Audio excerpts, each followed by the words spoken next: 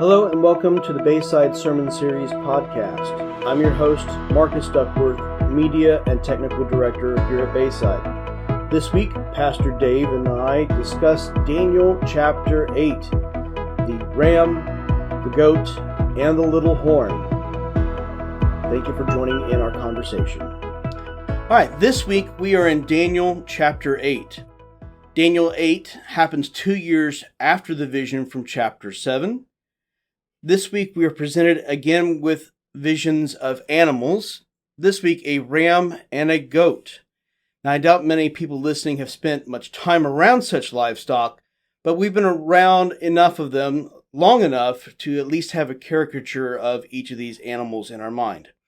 Now when I think of a ram, I usually see it up on a mountaintop looking down on the other sheep, ready to headbutt any competition that gets too close.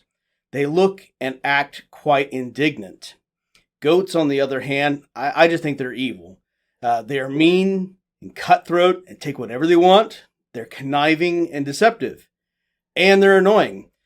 We live in Forked River and in the middle of the town.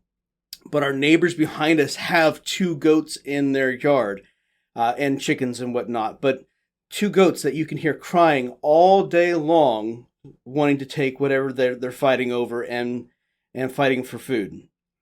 Now, when we think about how these caricatures represent the Medo-Persian and Greece empires, I think that they're pretty good descriptors of how each of them acted and how they looked on the outside.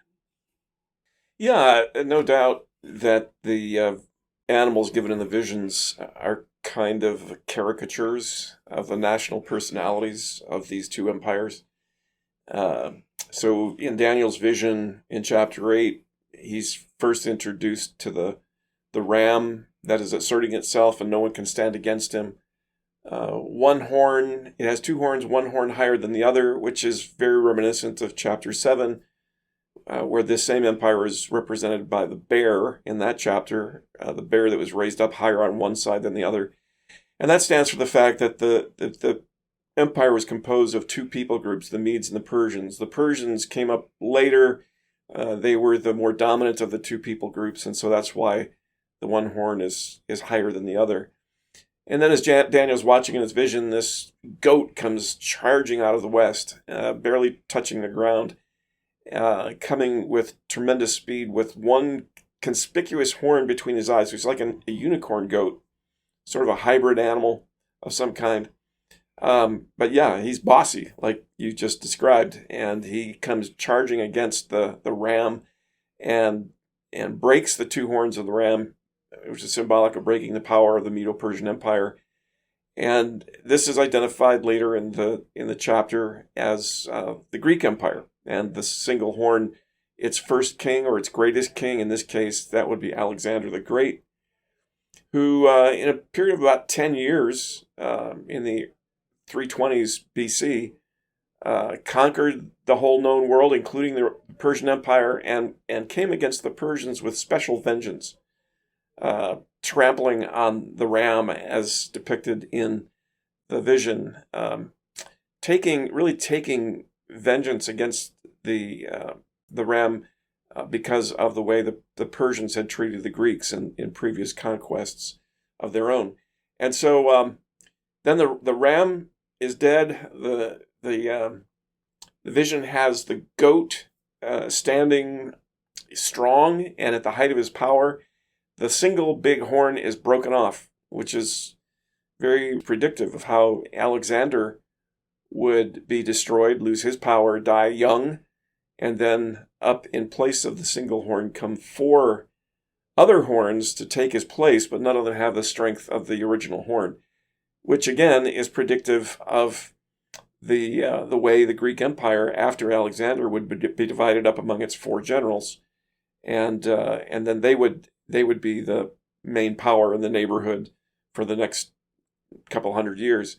So, Daniel's having this vision in 550 BC. He sees the Persian Empire, which basically ruled the roost from 540 to about 323 BC. And then he's depicting what happens in the next 200 years after that. So he's got about a 400-year prediction, a predictive prophecy here that's looking ahead into the region for the next 400 years and accurately describing the powers that are going to rule the region and the powers under whom the Jews, especially those in Jerusalem, will be subject. And then you come to that end part of the vision where this tiny horn replaces one of the four horns on the goat. So this is another ruler coming out of the Greek Empire, rising out of one of the four parts of the Greek Empire. And it's described as kind of this boastful, blasphemous horn that wreaks special vengeance against the Jewish people in particular. He will not only dominate Jerusalem, but he will basically cast aside the high priest. He will end sacrifices at the temple. He will try to abolish the Jewish religion. He'll forbid keeping the law, observing the Sabbath, keeping high holy days. He'll famously attempt to make a priest, a Jewish priest, eat pork, and failing that, he kills the priest. He sets himself up as God. He declares himself God incarnate. He puts an image of Zeus in the temple, and he even offers a sacrifice of a pig in the Holy of Holies in the temple, which is a total desecration of the temple, smearing pig blood all over the place. And all of that is really kind of depicted by the horrors of this little horn described by Daniel in his vision. That ends up being a ruler who comes to power about 175 BC named Antiochus IV, who goes around calling himself Antiochus Epiphanes or Epiphanes, which means the illustrious one, which is in keeping with his being full of himself and declaring himself to be God. And yet in the prophecy, and remember, this is Daniel is looking 375 years down the road in having this prophecy. He talks about how he will have power, but not his own, which would indicate that he is being empowered by satanic forces. And but he won't do this forever. There's a voice that says, how long is this going to go on? And in the vision, an answer comes back for 2,300 mornings and evenings. So there's a limit on how long this is going to go on. And then it says his power shall be broken, but not by the hand of man. And that's exactly what happens to Antiochus. He is off fighting in another part of the empire when Jewish freedom fighters come to liberate Jerusalem. And in his fury against the Jews, he begins to make his way back to Jerusalem and is stricken with a horrible, horrible disease that's described in the Jewish document called Second Maccabees. And he comes to a terrible end. And that essentially ends his reign of terror over the Jewish people. So, just a fascinating kind of view that God gives Daniel of the future, looking 400 years into the future with incredible accuracy. First come the Persians, then come the Greeks, then come the four kings dividing up the empire in four ways, and then comes out of the Seleucid part of the Greek Empire this little horn, Antiochus Epiphanes, who makes all kinds of trouble for the Jewish people, especially in Jerusalem, and then he comes to a sudden end. Yeah, the name Antiochus seems to be a bit on the nose there. Not often do the names of your rulers lend so easily to define someone's character. In modern culture, we have Darth Vader. That's Dark Father. That's literally the translation that we have, and anti is right there in the name of Antiochus. I'm setting myself against these people. Yeah, in fact, so much of what Antiochus does in Daniel chapter 8 that Daniel predicts Antiochus will do, and then he actually does it 400 years later. So much of Antiochus' behavior is really a foreshadowing of the Antichrist still to come.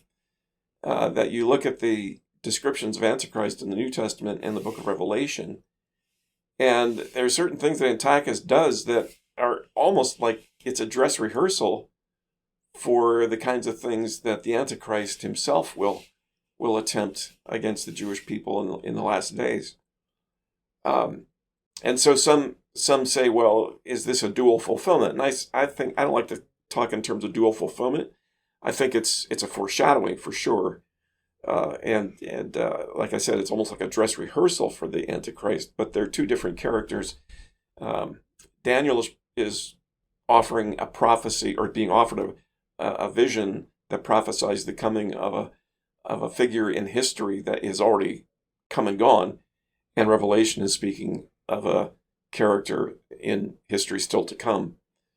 So in verse 14, you mentioned that in the vision it stated that the sacrifices will be disrupted for 2,300 mornings and evenings.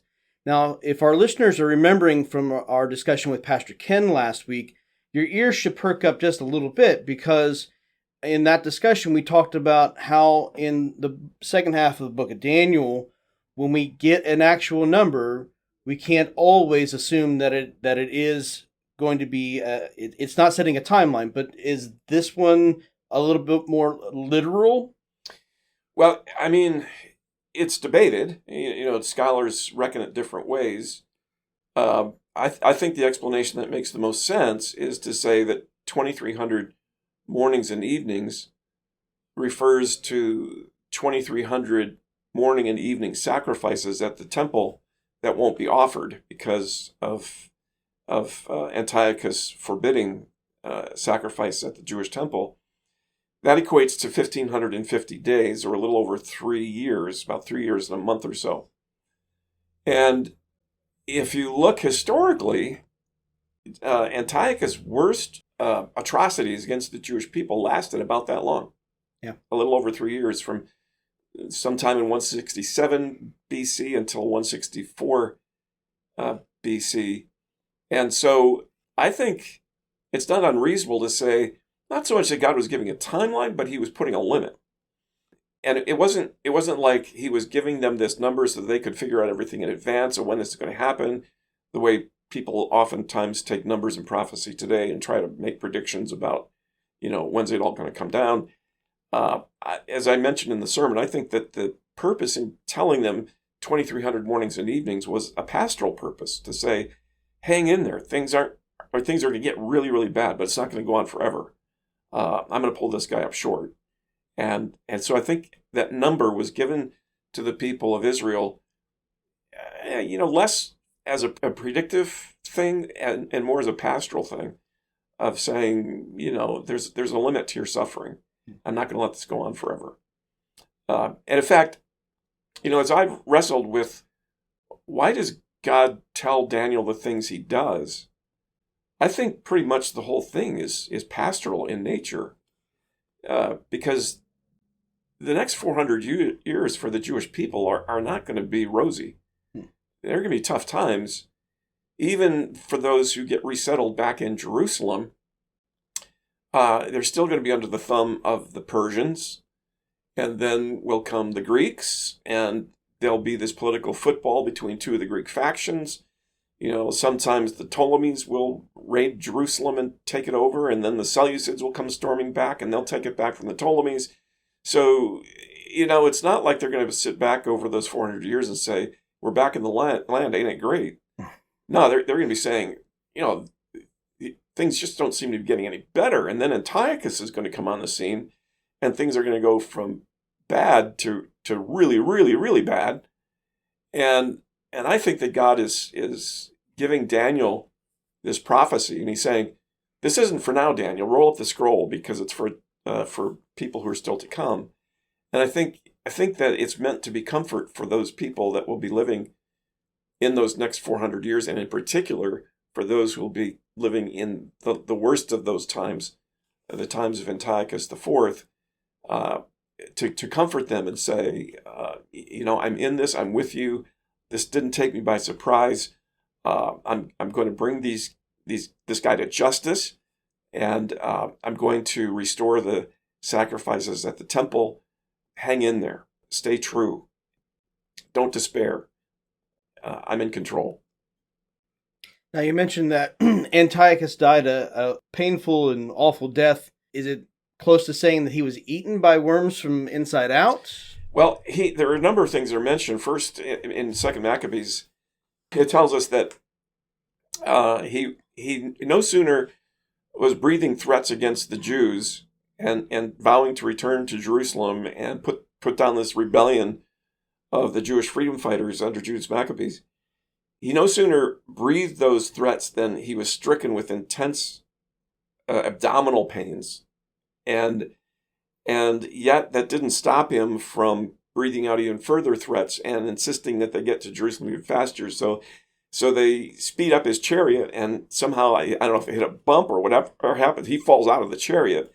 And then it says, on top of the intestinal pain, now all of his limbs are tortured with pain. So he must have broken some bones, and yet he insists on continuing his trip. And then finally, it says in Maccabees, he never made it back to Jerusalem because he was eaten by worms from the inside, and the stench was so bad that it repulsed the whole army as he was being carried off in a litter. And so was the end of this tyrant. God took care of him. That's kind of the implication of 2 Maccabees, to say that he didn't just die a normal death. God tortured him and brought him to a hideous end, the kind of end that somebody like Antiochus deserves. And that wouldn't be the only time we've heard of this. Acts 12, King Herod was struck down by the angel of the Lord and eaten by worms. Yeah, very, very similar to Herod. Mm-hmm. But in Luke's account, he's that medical background. He's just stating the facts, and he moves on as if he's dead, he's gone. Let's move on with the story. And so there's no ceremony, no pomp in the circumstance for Herod, and he's eaten by worms. Yeah, I think though that anybody familiar with Jewish history, particularly those living in Jesus' day, would have known about the Antiochus and the freedom fighters and what happened to Antiochus. And so when it happened to Herod, there's probably a lot of them sort of knowingly, grinning and saying, "Aha, the Lord took out another one for us."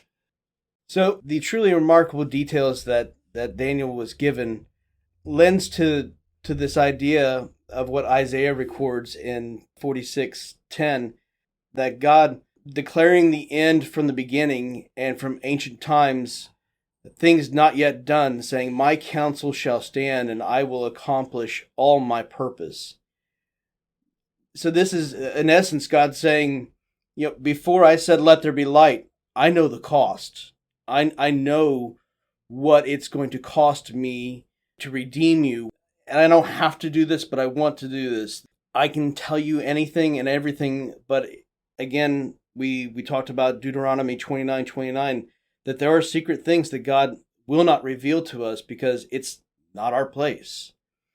And one of the things that really reminds me to trust in Him, to have faith, is the lyrics from a hymn that I learned growing up called "I Know Who Holds Tomorrow," and this is by Ira Stanfill. And the lyrics go, "I don't know about tomorrow, I just live from day to day. I don't borrow from its sunshine, for its skies may turn to gray. I don't worry o'er the future, for I know what Jesus said. And today I'll walk beside Him, for He knows what lies ahead. Many things about tomorrow I don't seem to understand, but I know who holds tomorrow, and I know who holds my hand." And when we think about all the atrocities the Jews have suffered since Abraham said, "Here I am, Lord," my hope is that whatever afflictions we face as Christians, we can look at Daniel and know that through faith in God, we can face the worst of times with courage. And that was your takeaway this week. And you had 2 points to help drive that idea home. God's knowledge of the times is complete, and God's judgment of evil is certain. That's going back again to the pastoral purpose of Daniel chapter 8. God isn't giving Daniel predictions of the next 400 years just to show off, or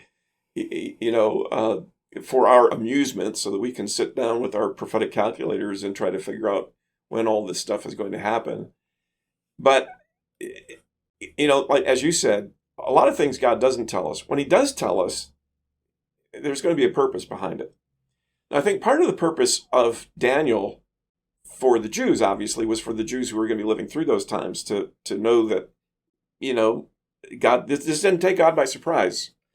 He told us this was going to happen, and he's going to bring these evil ones to justice. So we can hang in there, we can have courage, we can face this in confidence that our God is in control. But that then gives us confidence in a similar kind of way, because, we look at prophecies unfulfilled still to come, like the prophecies in Revelation about the tribulation and the Antichrist and the coming of the Lord and all those things. And I think part of the pastoral purpose in Daniel for us is to say, look, if God's done it before, he can do it again. And if he was able to tell Daniel in specific detail how it was all going to turn out, and it happened that way, then as we look ahead to prophecies still to be fulfilled, and we have the assurance that, there's going to be a horrible time coming in the history of the world, but in the end, Jesus is going to reign, and he's going to vanquish his foes and vindicate his people, and he's going to set all things right and make all things new. Then that gives us courage to face whatever difficult times, we may face in years to come. And so, there's a pastoral purpose in Daniel for us as we look ahead to future prophecies, still to come. We can look at those prophecies with assurance that as surely as God accomplished what he told Daniel he will do, God will also accomplish what he has told us through people like the Apostle John he will do. Yeah, it really, for me, as I was studying Daniel, I didn't kind of anticipate that going into Daniel chapter 8, but to see this very pastoral purpose in it all of, just like the first half of Daniel is all about telling us stories that give us examples of these young men who remain courageous in the most difficult of times. So in the last half of Daniel, we're given these prophecies, these visions that are meant to help us prophetically hang strong and be courageous in the worst of times still to come. Yeah, so I see the predictions of Daniel less in terms of, how can we calculate when the Antichrist is going to come, and how can we know that this is going to happen? Well, God has already told us what's going to happen. We don't need to worry about that. The primary reason for Daniel is to help us have confidence in the fact that whatever God has said, he will do it. Right. It poses us to ask questions like, do we believe that God has a plan for us? Do we believe God is sovereign over all things? Do we believe that God is in control of all things? Do we believe that God is good and has what is best for us in his plan? And do we believe that even when we fail, that God has a plan for that? Do we believe that we can do nothing in our own strength? And this week, we have to ask ourselves if we believe what God says about himself. Do we believe that he is all-knowing? Do we believe that he is just, that he is a just God, even when his justice does not look like what we want it to be? Yeah, exactly, because think about some of the people who will read Daniel's prophecies will lose their lives to tyrants. It's not like it's going to turn out rosy for every one of them. There were like 40,000 Jews that were killed by Antiochus, in some of his purges of Jerusalem, and maybe another 40,000 in the surrounding region. So, some of them went to their graves not having seen justice. But, that isn't that often what's happened with Christians down through the centuries too. They've met a martyr's death, but they've gone to their deaths courageously. In fact, with such courage that it was unnerving to Roman soldiers sometimes, the way they died so bravely. Why? Because they trusted in the ultimate wisdom and justice of God. That, yeah, you may take my life, but you can't take my soul. That belongs to Jesus. Mm-hmm. And so there is kind of in this, not a promise that it's going to turn out rosy for every one of us, but there is an assurance that it's all going to work out in the end, because God assures it. God is at work in it for our good and for his glory. Yeah. So I got to ask the fun question now. Daniel was given this view 400 years into the future. Do you think that the church here has another 400 years until the second coming? I don't know. I mean, we could. Put it this way. There have been times in my lifetime when Christians have said, oh, it can't be much longer. Mm-hmm. Yeah, I remember being a kid sitting at a Bible conference in 1969, hearing an evangelist claiming that, things were going to come to a head by 1972, or certainly by 1976. And here we are many years later, and every time times get difficult, we tend to think, well, this must be it, that we got to be living in the end times. It's never been as bad as this. Well, I don't know. Think about our parents and grandparents lived through the Great Depression and then World War II. My grandfather lived through World War I, the Depression, World War II, and right into the Vietnam era. There were a lot of tough times that other generations have lived through, and we always take it as, well, this has got to be it. This has got to be the end. I think that we're certainly in a time when our country, at least, things definitely seem to be going from bad to worse. I mean, morally speaking, it's just hard to imagine how we can get any more crazy than we've gotten, and how much more defiant of God we could be than we've become as a nation. And so maybe this is it. Maybe we are heading into those times that Paul told Timothy, in the last days, things will go from bad to worse. And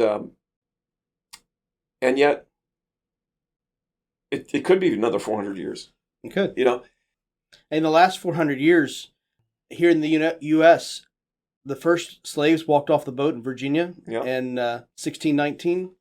That was the same year King Ferdinand was crowned the Holy Roman Emperor.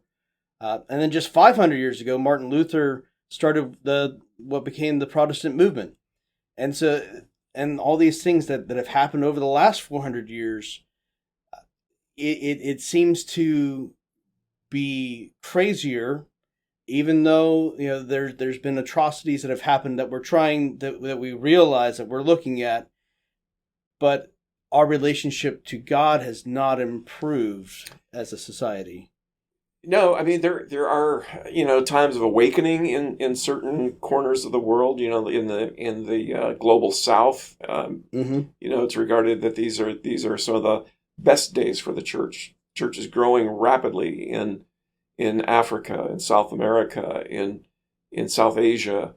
That the days of the global North have maybe passed, but the gospel is being spread incredibly in the global South. So maybe it's just our part of the world, where things are looking darker and darker and darker. But think about World War II. What must our grandparents and parents thought? And certainly the atrocities that Hitler committed against the Jews. Those were dark, dark times too. And I keep going back to what Jesus said. You're going to hear about wars and rumors of wars and pestilence and famines in various places and earthquakes and all kinds of stuff. And then he says, that is not yet the end. Mm-hmm. Those are just the beginnings of birth pangs. Mm-hmm. And this whole world has been in the throes of birth pangs for a long, long time. One of these days, the water's going to break, and the real thing is going to be upon us. But it could go another 400 years. We have no way of knowing.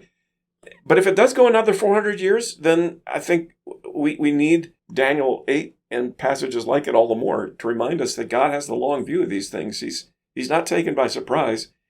And that whatever happens in the next 400 years, we can be assured that he knows the end from the beginning, that he is in charge of it all. He knows that our times completely before we know them, and he will bring evil to justice. And that's the confidence that we can take with us, whether he comes in the next 4 years or, we're here 400 years from now. All right, next week, Daniel chapter 9. What can we expect from Pastor Ken? Well, Daniel 9 is a very interesting chapter in that, a big part of the chapter is a prayer. As Daniel begins to realize that there's another of God's prophecies that is timing out, and that is the promise that in 70 years of captivity, people would begin returning to Jerusalem and the rebuilding of the temple. And in the realization that could happen relatively soon, Daniel prays an amazing prayer of intercession on behalf of his nation.